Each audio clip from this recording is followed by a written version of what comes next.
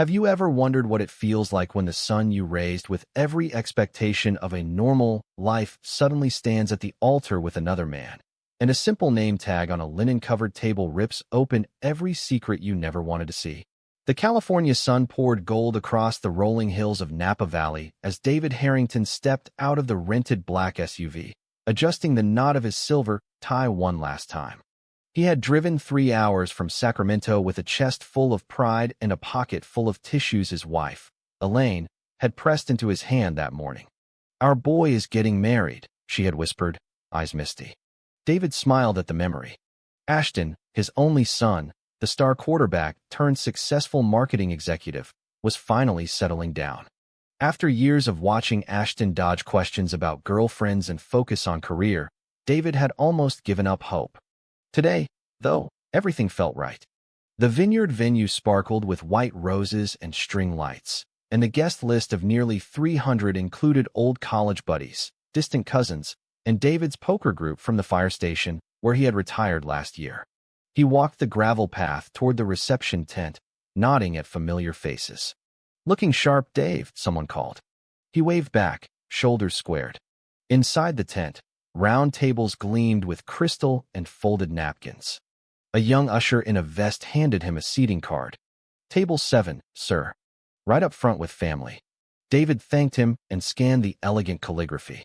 His eyes landed on the centerpiece card for the head table, reserved for Ashton and Roman. The words hit like a freight train. Roman. Not Rebecca, not Rachel, not any of the girls' names David had secretly hoped for over the years. Roman. He read it again, slower, as if the letters might rearrange themselves. His hand trembled. The card stayed exactly the same. Around him, laughter and clinking glasses continued, but David's world narrowed to that single line of ink. His son, as Ashton, was marrying a man. The memory slammed into him without warning. Ashton at 12, crying after a Little League game because the coach called him soft. David had pulled him aside and said, "Men don't cry, son. We fight." Ashton had wiped his face and nodded. David had thought he was teaching strength. Now, standing among 300 guests who apparently already knew, he realized he might have taught fear instead. His knees felt weak. He gripped the back of a chair, knuckles white.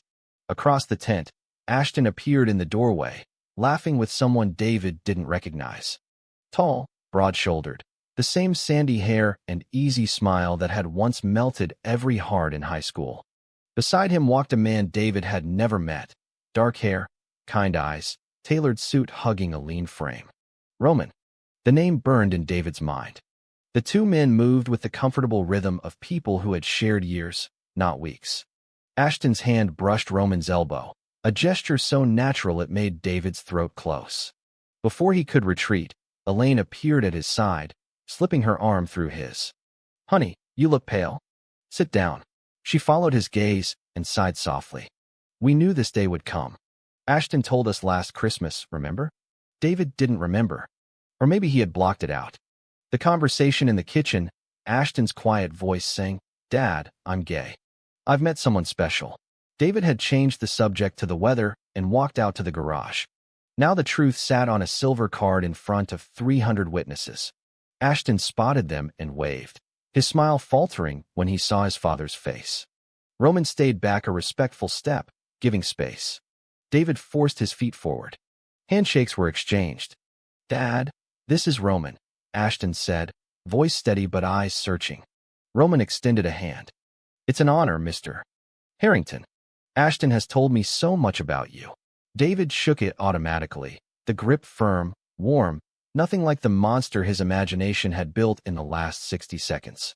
The string quartet began playing. Guests took seats.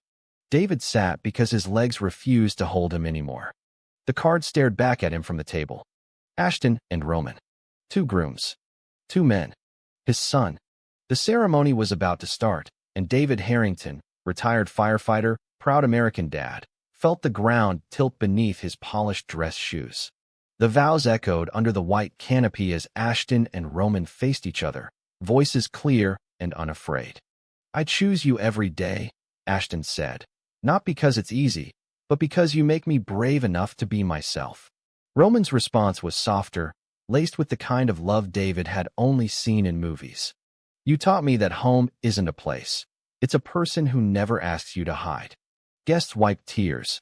David stared at his hands, the same hands that had once thrown a baseball with Ashton every evening after work. Back then, in their quiet Sacramento suburb, David had built the perfect American dream. Ashton's room had posters of NFL stars. They attended every father-son barbecue the neighborhood held. When Ashton came home from middle school with a black eye after defending a boy named Micah from bullies, David had clapped him on the back. "That's my fighter." He never asked why Ashton had stepped in. He never noticed how Ashton stopped bringing friends home after 10th grade. College changed everything, though David only learned the pieces later. Ashton met Roman in a literature seminar at UCLA. Roman was the quiet transfer student from Chicago who quoted poetry and volunteered at the Campus Pride Center. Their first conversation stretched into dawn in the library. Ashton had texted his roommate that night. "I think I just met the person who sees me." Fear followed fast. Ashton spent 2 years hiding late-night calls, inventing study groups, and dodging his parents' questions about dating. Roman understood the silence at first. "Your family, your pace," he would say. But tension grew. One weekend Roman drove down unannounced, only to find Ashton at a fraternity party pretending to flirt with a girl named Sarah for his fraternity brother's approval. Roman left without a word. The misunderstanding lasted 6 months. Ashton convinced Roman he was ashamed. Roman convinced himself he was just a phase. They reconciled on a rainy Tuesday when Ashton showed up at Roman's apartment soaked and shaking. "I'm tired of lying," he said. "I want a life with you, not around you." That night they made plans for the future, small ones first. A shared apartment, a dog named Max, Sunday brunches. David knew none of this. He only knew his son had suddenly found himself in marketing and stopped coming home for holidays. Now, under the Napa sky, those missing years played like a film in David's head. He glanced at Roman's parents across the aisle, warm, smiling people who had flown in from Chicago and hugged Ashton like their own son. No hesitation. No shock. David felt small. During the reception, toast began. Ashton's best friend from college, a woman named Lena, raised her glass. "To the couple who taught me that love doesn't come with instructions, just courage." Laughter rippled. David lifted his glass mechanically. Inside, a storm brewed. He had spent 28 years building walls around his son's heart without knowing it. Now those walls were being torn down in public, and he was the last to see the view. Ashton found him later by the bar. "Dad, can we talk?" The question carried years of unsaid things. David nodded, throat tight. They walked to the edge of the vineyard, away from the music. Ashton's voice was gentle. "I never wanted to hurt you. I just couldn't be the son you pictured." David stared at the rows of vines, each one carefully tended, much like the life he had tried to cultivate for his boy. "I thought I was protecting you," he admitted. "Turns out I was the one who needed protecting from my own fear." The conversation ended there, unfinished. But something shifted. For the first time, David looked at Roman not as a threat, but as the man who had given his son the courage he himself had failed to provide. The misunderstanding that nearly ended everything happened 2 years before the wedding. Roman's sister had posted a casual photo on social media. Ashton and Roman laughing at a family barbecue in Chicago. The caption read, "My future brother-in-law." It went viral in their small circle. Ashton's phone exploded with messages from high school friends back home. One former teammate, Kyle, texted, "Dude, is this for real? Your dad's gonna flip." Ashton panicked. He told Roman they needed to slow down, that the exposure was too much. Roman heard rejection. "If you're ashamed of us, just say it," he snapped during a heated phone call. Ashton hung up, tears burning. For 3 weeks they didn't speak. Ashton threw himself into work, accepting a promotion that required travel, anything to outrun the guilt. Roman buried himself in his teaching job, volunteering extra hours at the LGBTQ Youth Center, reminding himself why he had come out at 16 despite his own conservative parents. The betrayal came from an unexpected place. Ashton's cousin, Marcus, who had always seemed supportive, leaked the photo to David during a fishing trip. "Thought you should know before the whole town does," Marcus said, sliding his phone across the boat. David stared at the image, face draining of color. He drove home in silence, told Elaine the news in a flat voice, then spent the night in the garage rebuilding an old motorcycle engine until his hands bled. Ashton learned about the leak the next day when his mother called, crying. "Your father isn't angry, sweetheart. He's scared." The guilt crushed Ashton. He drove to Roman's apartment at midnight, banging on the door until Roman opened it. "I'm sorry," Ashton said, voice breaking. "I almost lost you because I was still trying to be the son my dad wanted instead of the man you deserve." They stood in the hallway, foreheads pressed together, forgiving without words. That night they promised no more hiding, no more half-lives. David, meanwhile, wrestled alone. He canceled the fishing trips with Marcus. He read articles online at 2 a.m., searching terms he had never typed before. How to support gay son. The words felt foreign on the screen, but each article chipped at the armor he had worn for decades. One line stuck. "Your child's happiness is not a reflection of your failure. It's proof of your love." He printed it and tucked it into his wallet.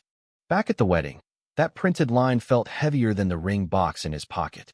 He had carried it for 2 years, waiting for the right moment that never came. Now, watching Ashton and Roman cut the cake together, hands overlapping on the knife, David understood the sacrifice his son had almost made, giving up the love of his life to spare his father discomfort. The realization stung deeper than any anger. The months leading to the wedding tested them all. Ashton's company transferred him to New York for 6 months, leaving Roman behind in Los Angeles. Distance magnified every doubt. Roman's mother fell ill, and Ashton couldn't fly back for the hospital visits without risking his new role. Roman never complained, but the late-night calls grew shorter. "I'm fine," he would say, yet Ashton heard the exhaustion. David watched from afar. Elaine had started weekly video calls with Roman, treating him like the son-in-law he already was. David joined once, awkward and stiff, asking about Roman's teaching job and the students he mentored. Roman answered patiently, sharing stories of a 16-year-old boy who reminded him of young Ashton, afraid to come out. David listened, chest tight. The turning point came when Ashton's grandmother passed away. The funeral was in Sacramento, and Roman flew in despite a full teaching schedule. At the graveside, David saw Roman standing quietly beside Ashton, hand resting lightly on his back. No one stared. No one whispered. David realized the world had moved on while he stood still. That evening, after guests left, David found Roman alone on the porch. "Thank you for being here," he said. Roman nodded. "Ashton is my family now. I'll always show up." The simple words lodged in David's throat. He had never told Ashton the same. Ashton's internal crisis peaked 3 weeks before the wedding. A major client pulled a contract after learning about the upcoming same-sex marriage, citing family values. The loss threatened his promotion. He sat on the balcony of their new apartment, staring at the city lights, wondering if love always demanded such high prices. Roman found him there. "We've survived worse," he said. "Remember when my father disinvited us from Thanksgiving? We built our own table." Ashton leaned into him, the weight of years lifting slightly. David, preparing his father of the groom speech, wrote and rewrote the same paragraph 10 times. "I raised my son to be strong. It began each time." He finally crossed it out and wrote instead, "I thought strength meant never bending. Ashton taught me strength means bending so the people you love don't break." He read it aloud to Elaine. She cried. He did too. At the rehearsal dinner the night before the wedding, David stood to speak earlier than planned. His voice shook. "I spent a long time being afraid of what I didn't understand. Tonight, I'm not afraid anymore. Roman, welcome to the family. Ashton, I'm proud, not of who I wanted you to be, but of who you are." The room erupted in applause. Ashton hugged him so tightly David felt his ribs protest. Roman shook his hand again, eyes shining. The gesture that once felt impossible now felt like coming home. The morning of the wedding dawned clear and warm. Ashton woke early, nerves dancing. Roman was already in the kitchen making coffee, hair still tousled from sleep. "Big day," Roman said softly. Ashton nodded, then pulled him close. "I almost walked away from this more than once. Thank you for staying." Roman kissed his forehead. "We chose each other every day. Today we just say it louder." David arrived at the venue early with Elaine, helping arrange the last flowers even though the planners insisted everything was perfect. He needed the distraction. His mind kept replaying the night he had sat Ashton down at 16 after catching him crying over a boy at school. "Boys don't like boys," David had said, voice firm but kind. Ashton had nodded, wiped his eyes, and never mentioned it again. That memory now tasted like ash. Guests began arriving. Old firehouse buddies clapped David on the back, unaware of the storm inside him. He smiled, shook hands, and wondered how many of them had similar secrets in their own families. The world felt larger today. When the processional started, David walked Elaine down the aisle first, then took his seat. Ashton appeared with Roman, both men radiant.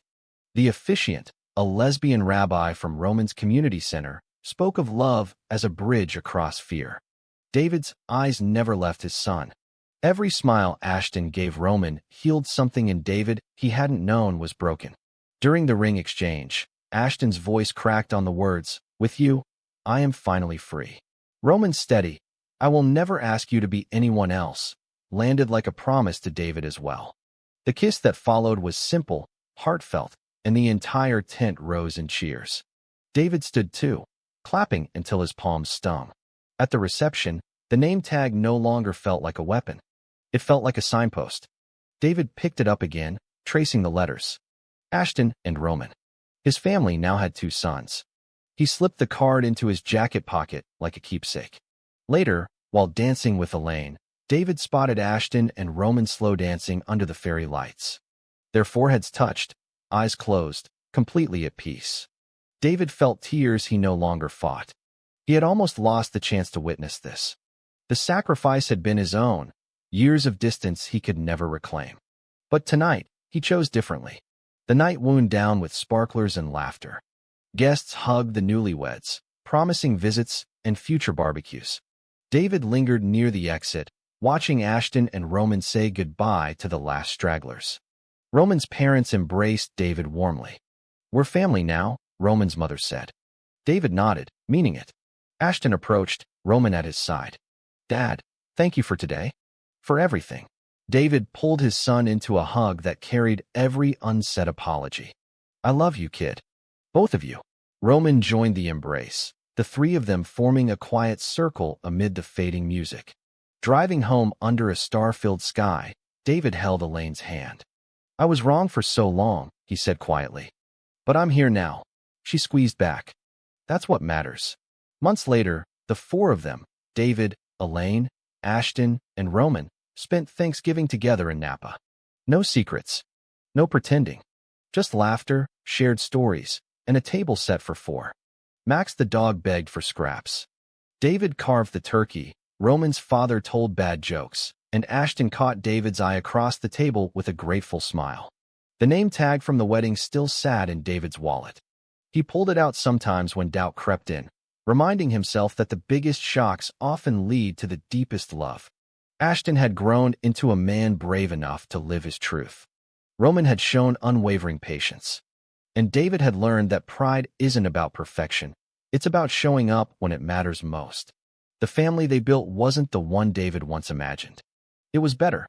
In the end, this story reminds us that love rarely arrives in the package we expect, yet it always arrives exactly when we need it. The real courage isn't in hiding who we are. It's in choosing honesty even when it costs us comfort. David's journey shows that parents can grow alongside their children. All it takes is the willingness to listen. Ashton and Roman teach us that true partnership means carrying each other through every misunderstanding and fear. If you're holding on to secrets or judgments, let this be your sign to speak. Family isn't defined by tradition, but by the hands we refuse to let go of. Choose love. Always.